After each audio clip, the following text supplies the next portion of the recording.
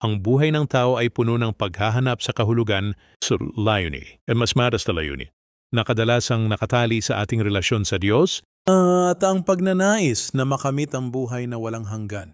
Sa pananaw ng ilang relihiyon tulad ng Kristyanismo, ang tao ay nilikha ng Diyos para sa mas mataas na layunin at ang tunay na kahulugan ng buhay ay makikita sa pagbabalik ng ating ugnayan sa Diyos sa pamamagitan ni Hesukristo.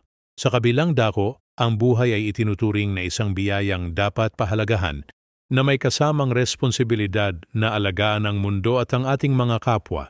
Ayon sa ilang filosofiya, aning kahulugan ng buhay ay nakasalalay sa ating mga relasyon sa ibang tao, ang ating kamalayan, kaligayahan, at personal na mga layunin na maaaring sa magkaiba-iba batay sa ating mga paniniwala at karanasan. Sa konteksto ng relihiyon, lalo na sa Kristyanismo, sinasabi na ang buhay ay walang tunay na kabuluhan kung hindi ito konektado sa Diyos. Mula sa pagkakasala ni Adan at Eva, naputol ang ating relasyon sa Diyos. Ngunit maaari itong maibalik sa pamamagitan ng pananampalataya kay Hesukristo. Ang buhay ay isang pagkakataon para sundin ang kalooban ng Diyos at ang tunay na buhay ay hindi lamang dito sa mundo kundi pati na rin sa buhay na walang hanggan na inaalok sa mga nananampalataya. Ang kahulugan ng buhay ay nakabatay sa ating mga social connections, pagpapahalaga sa kalikasan at pagkilala sa ating sarili. May kalayaan ng tao na pumili at magtakda ng sariling landas, ngunit may responsibilidad din na pangalagaan at pagyamanin ang mundo. Hindi lamang ito tungkol sa sarili, kundi pati na rin sa ating mga obligasyon sa lipunan.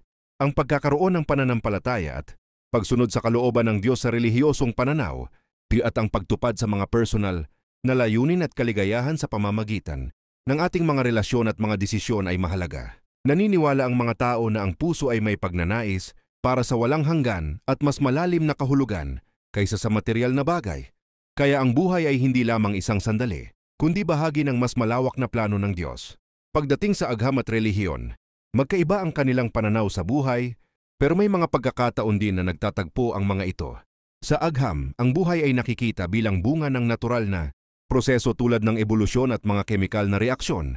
Nakatuon ito sa ebidensya at pag-aaral ng mga fenomena sa mundo. Sa relihiyon, ang buhay ay may espiritual na kahulugan na nauugnay sa ating relasyon sa Diyos na nagbibigay ng moral na gabay at patnubay. Pero bagamat may tensyon sa pagitan ng agham at relihiyon sa mga isyu, tulad ng pinagmulan ng universo, may mga pagkakataon ding nagkakasundo ang mga ito, lalo na sa pagnanais na matutunan at pahalagahan ang buhay. Ang relihiyon ay maaaring magsilbing moral na gabay sa paggamit ng agham, habang ang agham naman ay nagbibigay ng teknikal na pag-unawa sa mga natural na fenomena na tinitingnan ng relihiyon bilang bahagi ng paglikha. Sa kabuuan, ang agham at relihiyon ay may kani-kaniyang pamamaraan at pananaw sa buhay. Isa sila kakatuon sa natural at empirikal, habang ang isa naman ay sa espiritual at moral na dimensyon. Pareho silang may mahalagang papel sa paghubog ng ating pag-unawa sa buhay at sa mundo.